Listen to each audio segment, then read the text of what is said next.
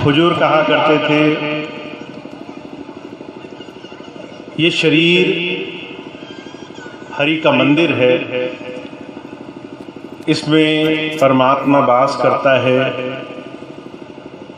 इसमें उस परमात्मा की ज्योति, उसका प्रकाश विद्यमान है। और ये प्रकाश, उस परमात्मा का अंदर का स्वरूप हमें जीते जी मिले, इसके लिए हमें किसी गुरु की आवश्यकता होती है। हमें शरीर को रोज बरतते हैं और हजारों हजारों जतन करने के बाद हमें उस परमात्मा की अनुभूति नहीं होती। हमारा अपना जीवन इस बात का जीता जागता उदाहरण है। हम रोज उस परमात्मा को याद करते हैं किसी न किसी रूप में। पर हुजूर कहा करते थे, जिस परमात्मा को तुम पाना चाहते हो, जिस प्रभु की तुम्हें तलाश है, जिससे तुम्हारी विनती है, पुकार है, वो तुम्हारे अंदर ही बसा हुआ है। वो तुमसे अलग नहीं है, अलग नहीं है। उसे ढूंढने के लिए तुम्हें कुछ करना नहीं है। तुम्हें अपने शरीर की कीमत, इस शरीर के सच्चे औचित्य को समझना है। महाराज जी बड़ी सुंदर मिसाल फरमाया करते थे। अगर किसी साधक को देखो जो बाहरी रूप में किसी मंदिर में जाता है, तो वो मंदिर की बड़ी सफाई रखता है, उसको बड़ा साफ सुथरा रखता है, कभी उसमें कोई गंदगी नहीं आने देता, कभी उस मंदिर में कोई अपवाद, कोई विकार, कोई बुरे साधन बनने नहीं देता। और नतीजा ये है, वो से बड़ी पवित्रता से, बड़े ऊंचे स्तर पर बाहरी रूप में परमात्मा की भक्ति का केंद्र मानता है। पर जिन सब जीवों को परमात्मा ने मनुष्य का शरीर बख्शा है, उस शरीर में वो परमात्मा कैसे मिलेगा? महाराज जी कहा करते थे, जब तक इस शरीर से हम तमाम विषय, विकार, गंदगी अपने जीते जी निकालने का प्रयास ना करें, तब तक परमात्मा की भक्ति, उसकी प्राप्ति के सारे जतन बेकार हैं। भौतिक रूप में हम इस शरीर को मांस, मदिरा, दुनिया के नशे, तमाम बाहरी सुख साधन के जरिए प्रदान करते हैं। खान पीन में अशुद्धता रखते हैं, बड़े बड़े नशों में लिप्त रहते हैं। हुजूर कहा करते थे, एक इंसान जिसे जीने के लिए आहार लेना चाहिए, वो आज भोजन और सुख की प्राप्ति के लिए संसार में जी रहा है। अगर हमें दुनिया की कोई एक चीज भी मन मुताबिक ना मिले, तो हम संसार में बड़े दुखी घूमते हैं। किसी को मन मुताबिक सम्मान न मिले, किसी को शरीर का भोजन न मिले, किसी को सांसारिक सुख न मिले, तो हमें बड़ा दुख सता देता है। हुजूर कहा करते थे, जब ऐसी स्थिति हो संसार में, दुनिया के विषय, विकार, मान बढ़ाई, दुनिया का तमाम सुख साधन हमारे जीवन का केंद्र बना हुआ हो, और इन तमाम विषय विकारों से हम 24 घंटे लिप्त हो संसार में, एक घड़ी की सुध न हो, तो ऐसे में लाख कोशिश करने के बाद भी प्रभु भक्ति की आस, उसको पा जाने की एक चाह हमारे जीवन में अधूरी बनी रहती है। हुजूर एक मिसाल फरमाया करते थे, एक राजा था, उसने अपने तमाम वजीरों से, मंत्रियों से ये कहलवा भेजा कि मुझे कोई ऐसा सद्गुरु मिले, महापुरुष मिले, जिससे मुझे ज्ञान मिल जाए। और अगर ज्ञान नहीं मिला ज्ञान देने में कामयाब नहीं हुआ तो फिर मैं उसे बख्शूंगा नहीं। अब जब बात जान माल की आ जाती है तो बड़े से बड़े ज्ञान धरे रह जाते हैं। कोई सामने नहीं आया, ढूंढते ढूंढते कई महीने गुजर गए। राजा व्याकुल हुआ, क्या कोई भी ऐसा नहीं है जो हमारे दरबार में जिसे ज्ञान मिला हो, जो महापुरुष हो, जो ज्ञानी हो। बहुत तलाश करने के बाद वजीरों ने, मंत्रियों ने खोज निकाला। कहने लगे महाराज, एक महात्मा है जो अपने आप को प्रभु के प्राप्ति के रास्ते पर चलता हुआ बताता है, और अगर आप उससे पूछें तो शायद कोई रास्ता मिले। उन महापुरुषों को गुरु के रूप में राजा के सामने प्रस्तुत किया गया। राजा ने पूछा, आपकी सिद्धि क्या है? आपने क्या पाया है? क्या आपकी महारत है? क्या आपने अपने जीवन में अनुभव किया है?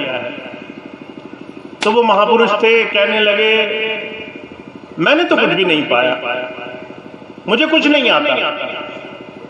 राजा बड़ा आश्चर्य में हुआ कि लोग इन्हें महात्मा कह रहे हैं और ये कहते हैं मैंने कुछ नहीं पाया। जब बहुत जोर दिया तो वो कहने लगे मैंने सिर्फ एक काम करना सीखा है। जब मुझे नींद आती है तो मैं सो जाता हूं, जब मुझे भूख लगती है तो मैं खा लेता हूं। ये दो चीजें मैंने सीखी है। अब ये बात सुनी तो राजा कहने लगा ये भी कोई ज्ञान है, ये भी कोई महारत है? खाना तो सभी खाते हैं, सोते तो तभी हैं। कहने लगा महाराज आप मजाक कर रहे हो। वो कहने लगा मैं मजाक नहीं कर रहा। संसार में लोग कई बार तब भी खाते हैं जब उन्हें भूख नहीं लगी होती, और कई बार जब भूख लगी होती है तब भी नहीं खाते। कई बार तब भी सोने की कोशिश करते हैं जब नींद नहीं आई होती, और कई बार नींद आने के बावजूद भूतों की तरह आंख खोल करके घूमते रहते हैं। इन तमाम बातों में वो महापुरुष और कई बात जोड़ते चले गए। कहने लगे हालत तो यहां तक है जब कोई सोता है तब भी उसके अंतर में वो मन से जागता रहता है। हजार तरह से दुनिया की चिंताओं में, व्यसन में, भोग विलास में मन उसका दौड़ता रहता है, और कई बार आपके सामने खड़ा होकर के भी ख्यालों में लिप्त रहता है, वो सचेत नहीं रहता। ऐसी तमाम बातें जब जोड़ते गए तो महापुरुष कहने लगे मैंने बस एक बात सीखी है, अगर मुझे भूख लगती है तो उसके बाद मैं फिर कोई चीज नहीं देखता। जब मैं भोजन करता हूं सिर्फ मैं भोजन करता हूं, ना मेरे मन में ख्याल आते हैं, न मन में विचार होते हैं, न मन में कोई और बात होती है। जब मुझे नींद लगती है तो मैं जहां होता हूं वहीं सो जाता हूं। हुजूर मिसाल फरमाया करते थे, ये बहुत बड़े भिक्षुक हुए, उन्होंने ऐसी महारत हासिल की। हुजूर कहा करते थे जब वो लोगों से बात किया करते थे, प्रवचन किया करते थे, और बीच में नींद आ जाती थी तो वहीं सो जाते थे। अगर बोलते बोलते विचार आता था कि भूख लगी है तो उठ के खाने पहुंच जाते थे।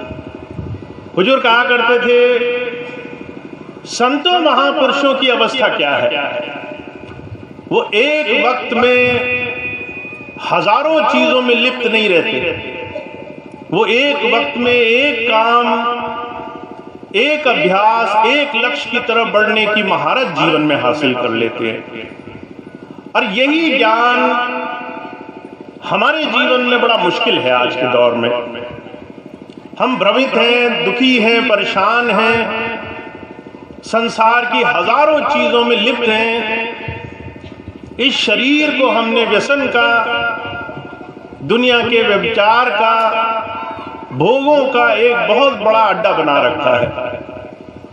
ऐसे में जब कोई संत के पास जाता है और अपना दुख कहता है कि मुझे उस प्रभु की प्राप्ति नहीं हो रही, तो कई बार हम इस बात को समझ नहीं पाते। महापुरुष कहते हैं, शरीर को हरि के मंदिर की तरह देखो। ये शरीर हरि मंदिर है, इसमें सच्चे की ज्योति। इस शरीर को परमात्मा की बड़ी भारी देन मानो। कुछ समय के लिए तुम्हें मिला है, इस शरीर में दुनिया के कर्तव्यों का निर्वाह तो तुमने करना ही है। शरीर से जुड़े हुए कर्म निभाने हैं, खाना पीना है, सोना जागना है, फिर इससे जुड़े हुए रिश्ते नाते निभाने हैं। पर साथ साथ इस शरीर में उस परमात्मा की खोज करना भी तुम्हारे जीवन का बहुत बड़ा लक्ष्य है। अगर तुमने इस शरीर में ही उस परमात्मा को नहीं खोजा, तो फिर चाहे दुनिया की तमाम चीजें मिल जाएं, ये तमाम चीजें भी संसार में हमें उस सनातन सुख को प्राप्त नहीं करा सकती। हुजूर मिसाल फरमाया करते थे सिकंदर बादशाह का। सिकंदर के मन में ख्याल आया कि दुनिया की धन संपत्ति, दुनिया का बड़ा सा बड़ा राजपाट मुझे मिले तो मेरी बड़ी ख्याति होगी, सुख मिलेगा। और इतिहास गवाह है, उसने एक नहीं, दो नहीं, सारे मुल्कों पर लगातार हमले किए, खूब मार काट मचाई, सिर्फ इस इरादे से कि मैं एक दिन संसार का स्वामी बनूंगा। एक दिन ऐसा आया, सब कुछ जीत गया, पर जब शरीर छूटने लगा तो बड़ा भारी दुख, बड़ा भारी कष्ट लेकर के संसार से वो मरा। हुजूर कहा करते थे, जब सिकंदर कुछ नहीं ले गया, जब राजा महाराजा कुछ नहीं ले गए, जब सेठ साहूकार कुछ नहीं ले गए, जब हमारे तुम्हारे पूर्वज कुछ नहीं ले गए, जब संसार की हर एक चीज यहीं की यहीं रखी रह गई, तो फिर इंसान का इस भोग में लगना कि हम संसार में बाहरी चीजों में सुख पालेंगे, ये बहुत बड़ी भूल है।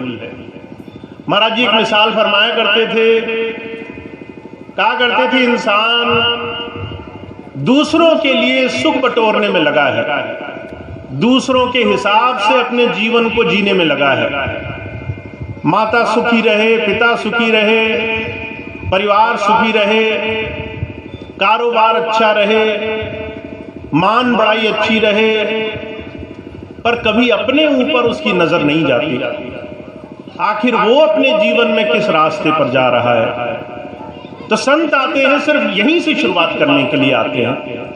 कहते हैं बाहर जाने से कोई फायदा नहीं, तुम्हें बाहर बाहर तीर्थ व्रत करने हैं, मन की शांति के लिए करते रहो।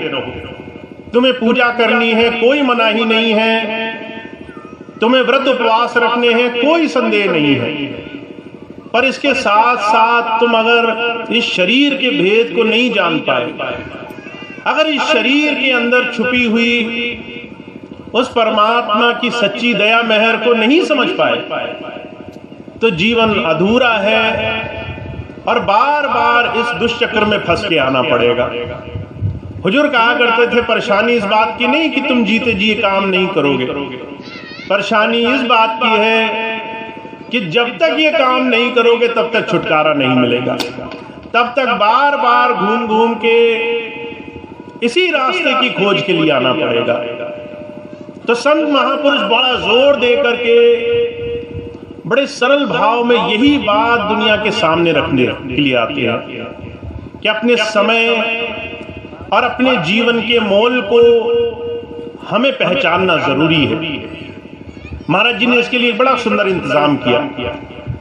महाराज जी कहा करते थे, अगर आप नाम लेना चाहते हो, अगर आप गुरु से अंतर के ज्ञान को पाना चाहते हो, तो सबसे पहले आपको 3 सूत्री कार्यक्रम करने पड़ेंगे। पहली चीज ये तन की शुद्धि।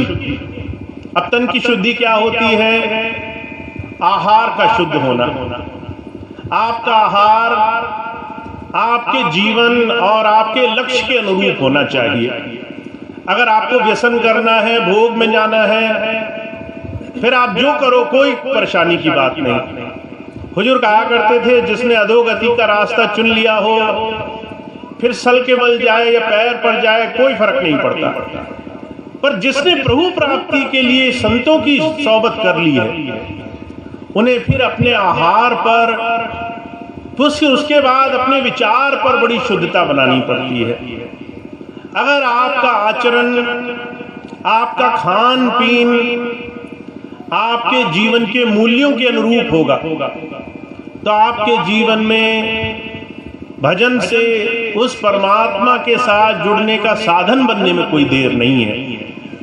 हुजूर कई बार एक बड़ी छोटी सी बात बड़े सरल शब्दों में बयान किया करते थे। कहा करते थे, अगर आपके शरीर में जाने वाला अन्न और आपके शरीर में जाने वाली सांस, इन दो चीजों पर आप ध्यान रखो। अगर आप जरूरत से कम खाओ और जरूरत से ज्यादा अपने जीवन में स्वस्थता से उस परमात्मा की याद में सिमरन पर ध्यान दो, तो दो चीजें ऐसी हैं जो आपके जीवन में, जिस एक काम के लिए आपने गुरु की संगत पाई, उसमें फौरन लाभ देना शुरू कर देती है। तो संत आते हैं, कहते हैं ये हमारे शरीर और हमारे इस सबसे सुंदर साधन की सबसे बड़ी जरूरत है। क्या आप इस मनुष्य शरीर को हरि मंदिर की तरह देखो, इसको साफ सुथरा रखो, इसको खूब खूब अपने जीवन में शुद्धता की तरफ लेकर जाओ। और ये काम जिस किसी भाई बहन ने कर लिया है, जिस किसी प्रेमी ने कर लिया है, उसको फौरन अपने जीवन में इस बात का असर दिखाई देता है। महाराज जी, हुजूर कृपाल सिंह जी महाराज के जीवन के बारे में ये बात बड़ी साफ लफ्जों में फरमाई जाती थी कि महाराज जी के पास जब भी कोई कहता था, हुजूर मुझे नाम चाहिए, तो वो कहा करते थे, तुम्हें दो चीजों को बड़ा ध्यान रखना है। पहला, आपको अपने जीवन में बाहरी रूप पर होने वाले तमाम कामों में शुद्धता रखनी है। दूसरा, अपने मन विचार पर शुद्धता रखनी है। तो जो कहा करते थे, जिन्हें गुरु से गुरु को पाना है, उन्हें ये आत्मिक ज्ञान की तरफ बढ़ने का रास्ता इसी शरीर में मिल जाएगा। पर जिसे सिर्फ बाहरी चीजों की चाह है, वो फिर सब कुछ पा लेते हैं, पर गुरु ज्ञान से, गुरु के दिए हुए सच्चे नाम से अधूरे रह जाते हैं। तो आप बड़े भाग्यशाली हैं, आपको ऐसे ही गुरु के दिए हुए नाम से जुड़ने का अवसर प्राप्त हुआ है। इस नाम से जीते जी जुड़ करके आप हर एक वो चीज प्राप्त कर सकते हैं जिसकी कभी भी कामना मन में करी हो, जिससे कभी भी जुड़ने की चाह हमारे मन में रही हो। और इसको जीते जी प्राप्त करने का मौका स्वामी जी के चरणों में बैठ करके हमें और आपको मिला है। तो जो भी भाई बहन गुरु नाम से जुड़े हैं, उनके लिए बड़ा सुनहरा अवसर है। वो अपने जीवन में गुरु नाम की कमाई से जीवन जोड़ना शुरू करें। मुझे आदर स्वामी जी तो बड़े आसान शब्दों में बात कहा करते थे। कहा करते थे, अगर रोज तुम सुबह और शाम थोड़ी देर ही सही अगर गुरु के दिए हुए नाम का सिमरन कर लो और गुरु की याद बनाकर रखो, तो वो कुछ क्षणों का गुरु के नाम का सिमरन तुम्हें ज्यादा लाभ देगा, बजाय दुनिया के अनगिनत कर्म कांड और दुनिया के तमाम साधनों के। और ये तमाम बातें उसी दिन हमारे जीवन में असर आती हैं जिस दिन हम कथनी से करनी की तरफ अपने जीवन को चलाना शुरू करते हैं। तो आप और हम बड़े भाग्यशाली हैं, स्वामी जी का ऐसा सुंदर नाम मिला है। बहुत कुछ जीवन में आध्यात्मिक स्तर पर जीवन में प्राप्त करने का अवसर मिला है।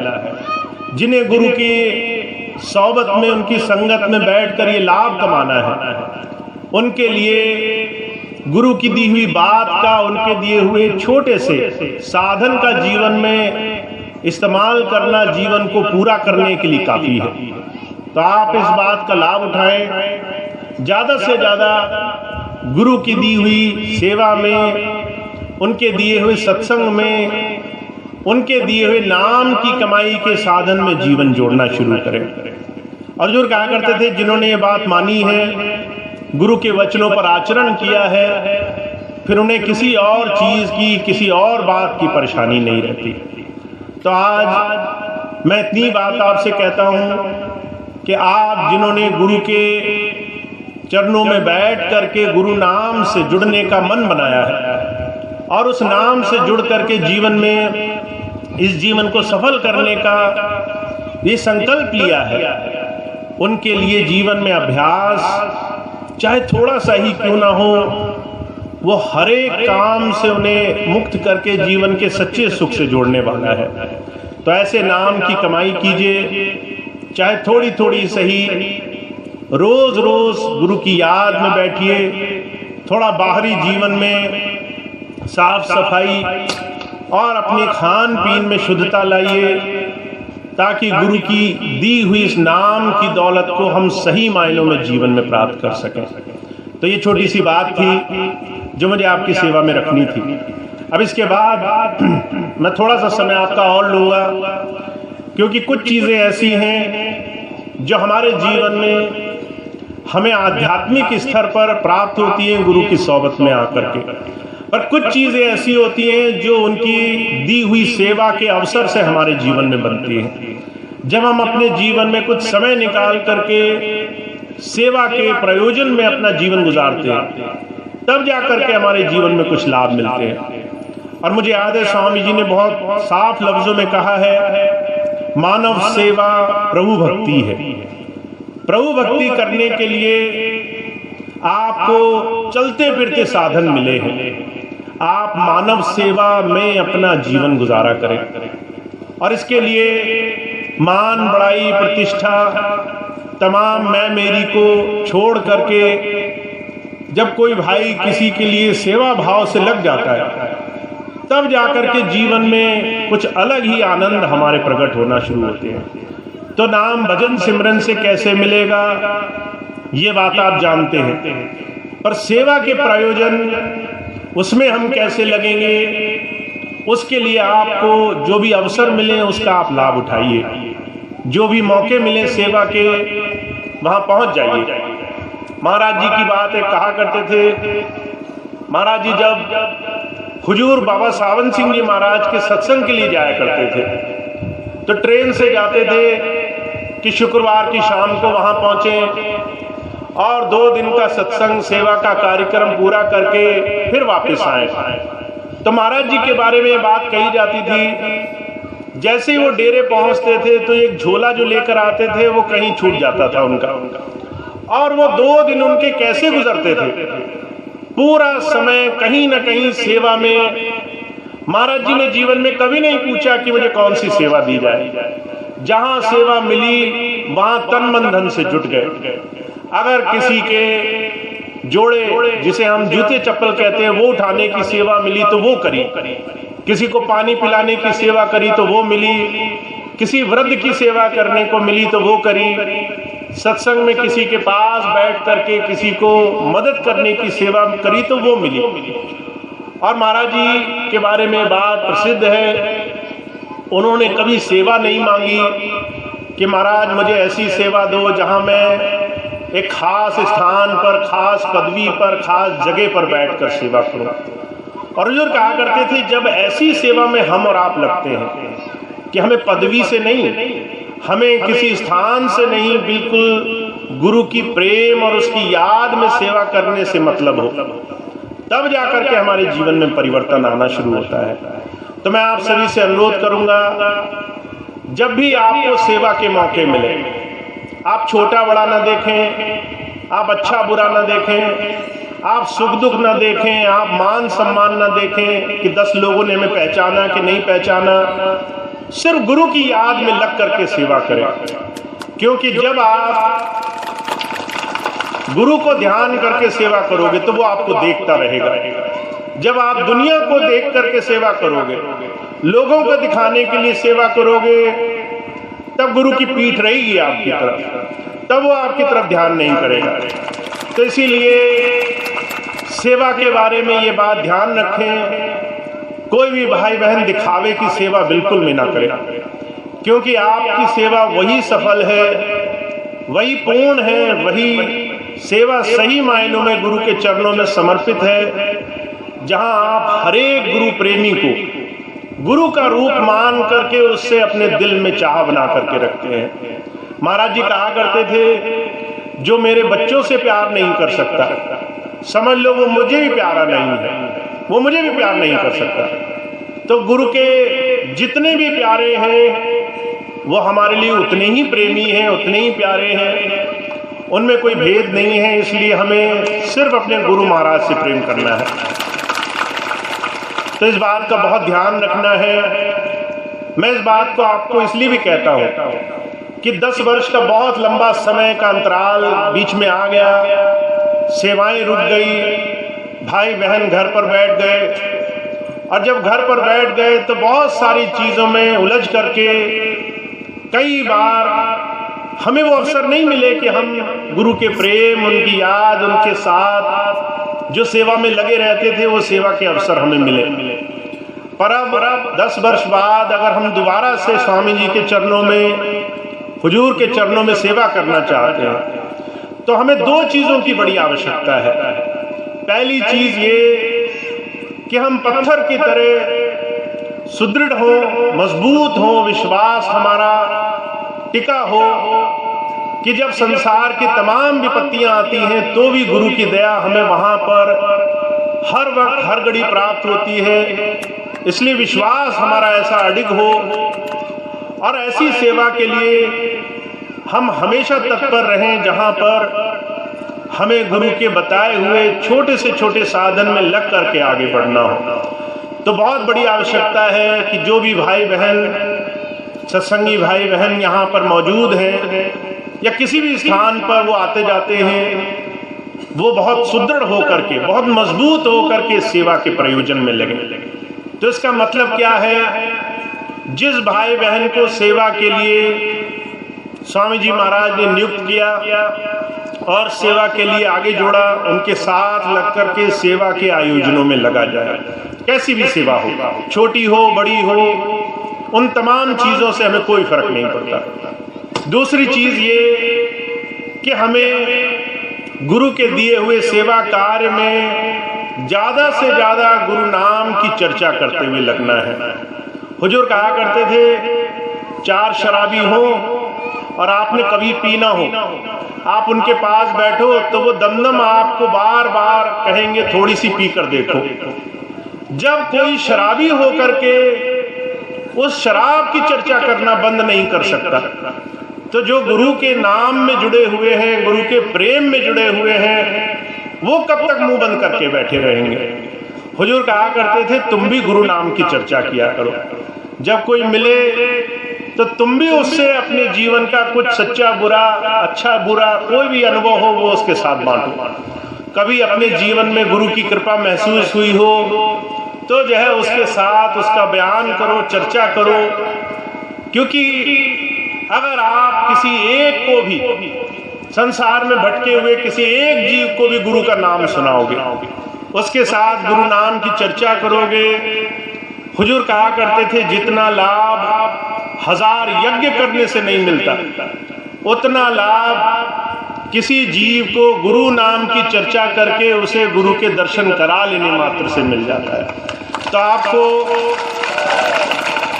आपको ये मौका मिला है कि आप सेवा के आयोजन में और सत्संग के आयोजन में जितना भी समय दे सको वो आप जरूर दो, क्योंकि इससे हमारे जीवन में और हमारे तमाम संसार में भ्रमित भटके हुए भाई बहनों के जीवन में अगर गुरु नाम का एक जरा सा भी कण उन्हें प्राप्त हो तो ये जीवन में बहुत बड़ा लाभ होगा। तो आपके और हमारे जीवन का ये लक्ष्य होना चाहिए कि हम खूब प्रेम से सेवा के और गुरु नाम के सहारे अपने जीवन में आगे बढ़ते जाएंगे। तो ये बात कुछ आपके बीच में रखनी थी।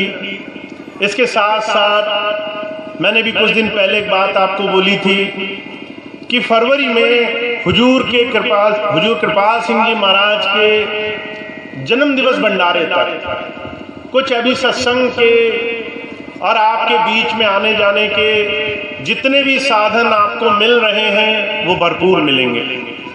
पर फरवरी के बाद सेवा के लिए जो स्वामी जी महाराज ने एक संगठन का निर्माण किया था, जिसमें हम मानव सेवा में लग सकें, उस दिशा में बढ़ने के लिए हम सभी को अवसर मिलेंगे ताकि हम सत्संग के साथ सेवा में भी जुड़ सकें।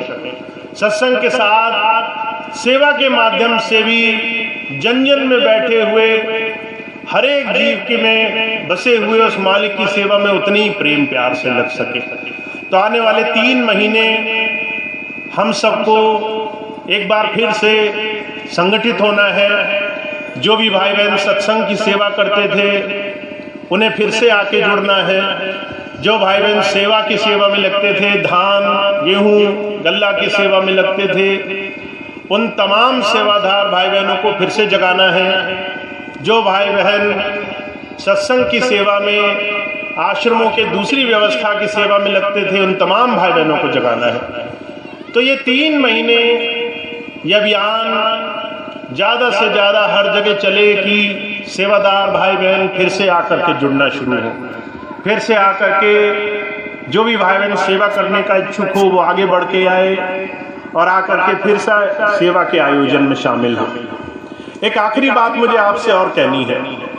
आपको मालूम है, आज से कुछ महीने पहले जब मैं आपके बीच में नहीं आया था तो मैंने आपके लिए एक बात बोली थी कि बहुत आसान है भ्रष्ट और बाहरी विरोधी लोगों को अपने दूर से भगाने का। आप उनको धन की सेवा मत दीजिए। सारा संसार माया के पीछे दौड़ रहा है। अगर कोई मनमुखी है और वो कोशिश कर रहा है सिर्फ पैसा कमाने की, तो आप जैसे ही किसी को धन की सेवा नहीं देंगे वो आपके बीच में आना बंद कर देगा। किसी को आपसे तब तक ही मतलब है, अगर वो स्वार्थ में डूबा है तो वो सिर्फ और सिर्फ तब तक आएगा जब तक उसे किसी भी प्रकार की सेवा आप दे रहे हैं। तो अभी पिछले दिनों बहुत से प्रयास चल रहे हैं। वो भाई बहन जिन्होंने स्वामी जी के आश्रमों में बड़ा अंधेर नगरी मचा रखी है, स्वामी जी के आश्रमों से स्वार्थ सिद्धि में लगे हैं, स्वामी जी के आश्रमों में उन्होंने किसी तरीके से अपवाद करके, उल्टे सीधे काम करके कुछ कागजी कार्रवाई उल्टी सीधी कर रखी है। उनके साथ कुछ और लोग मिले हुए हैं और इन सब को स्वामी जी के साथ या फिर उनकी जो भी शिक्षा रही उसको समझाने का सबसे आसान तरीका ये है कि आप सत्संग और सेवा के उन तमाम माध्यम से उन्हें वंचित रखें जो वो सिर्फ और सिर्फ बाहर आकर के पाना चाहते हैं, उससे लाभ कमाना चाहते हैं।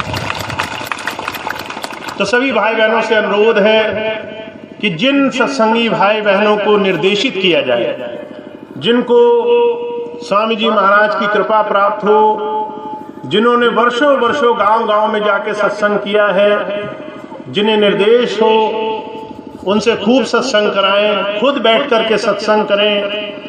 पर जो ऐसे लोग हैं जो स्वार्थ में डूबे हुए हैं, उनसे थोड़ा सा बच करके रहें। ऐसे समय में जो भी इन 2 चीजों का पालन कर लेगा, बहुत जल्दी इस सुधार में, इस पूरी व्यवस्था सुधार में वो स्वामी जी के मिशन में बहुत बड़ी सेवा अपनी दे देगा। तो आप सभी भाई बहनों से अनुरोध है, प्रयास ये करें जो सिर्फ स्वार्थ के लिए आपसे जुड़ा है उससे दूरी बना करके रखें और जो सेवा से जुड़ा है उसके साथ लग करके सेवा में लगे। तो ये छोटी सी बात मुझे आपके बीच में रखनी थी। आज यहाँ के तमाम भाई बहन, तमाम सत्संगी भाई बहन जो इस वक्त मौजूद हैं, मैं एक बार फिर से आपको दिल से आभार प्रकट करता हूँ कि आपने खूब प्रेम प्यार से जुड़ करके इस सत्संग को सफल बनाया है। स्वामी जी की याद में बैठे हैं, तो खूब खूब स्वामी जी की कृपा आपको प्राप्त हो, ऐसा प्रार्थना, ऐसा खूब याद में बना के रखूँगा। अब आज का कार्यक्रम समाप्त होगा। सभी भाई बहनों को बहुत बहुत धन्यवाद है। अब इसके बाद एक प्रार्थना होगी, उसके बाद सभी भाई बहन प्रसाद लेंगे और आज का कार्यक्रम संपन्न करेंगे। इससे पहले एक खास सूचना ये है, जो भी भाई बहन इस वर्ष जो अभी आने वाला समय है इसमें, तो पूरे पीलीभीत में इस वक्त भाई डोरी लाल जी को चुना गया है कि सिर्फ वो हमसे किसी भी प्रकार की सेवा की रसीद ले करके तभी वो पूरे क्षेत्र में बांटेंगे। इसका मतलब ये हुआ, अगर आपको सेवा करनी है और आप चाहते हैं आप किसी गांव में जाएं, किसी भाई बहन से गले की सेवा लें, वहाँ सत्संग करें, तो आप भाई डोरी लाल जी के मार्फत अपना नाम सेवा में जोड़ सकते हैं, क्योंकि उससे हमें आसानी ये रहेगी कि हर एक सत्संगी भाई बहन चाहे किसी गांव में सेवा कर रहा हो, वो हमारी नज़र में रहेगा और उसकी हर एक छोटी से छोटी गतिविधि को हम स्वामी जी की सेवा मान करके देख सकेंगे, समझ सकेंगे। तो जो भी भाई बहन गले की सेवा करना चाहते हैं और सेवा में क्षेत्र में किसी भी दिशा में जाना चाहते हैं, भाई डोरी लाल जी से संपर्क करें। वह आपको रसीद भी देंगे, जो भी बात हमने उन्हें बताई है वो समझा भी देंगे, और जो भी भाई बहन आगे सेवा के आयोजन में लगना चाहते हैं उनके पास अपना नाम भी नोट करा सकते हैं। तो पहली चीज़ तो ये कि पीलीभीत क्षेत्र में जो भी भाई बहन इस वक्त गले की सेवा करते आए हैं, भाई डोरी लाल जी से संपर्क कर लें। दूसरी बात यह है कि अगले वर्ष से जो समर्पित सेवा स्वामी जी महाराज वर्षों तक चलाते रहे, जिससे बहुत बड़े बड़े सेवा के काम होते थे, अगले वर्ष फरवरी के भंडारे से वो सेवा के कार्य फिर से शुरू होने पर जोर दिया जाएगा। तो सभी भाई बहन जो भी पहले समर्पित सेवा के माध्यम से सेवा करते थे, वो भाई बहन दोबारा से संपर्क कर सकते हैं। तो ये कुछ सेवा से जुड़ी हुई सूचना थी। अब आज का सत्संग कार्यक्रम यहीं समाप्त होगा। आज सभी भाई बहनों ने जिन्होंने बहुत प्रेम से संगत की सेवा के लिए, व्यवस्था के लिए दूर दूर जा करके इस कार्यक्रम का आयोजन किया है, उनको बहुत बहुत आभार, बहुत बहुत धन्यवाद।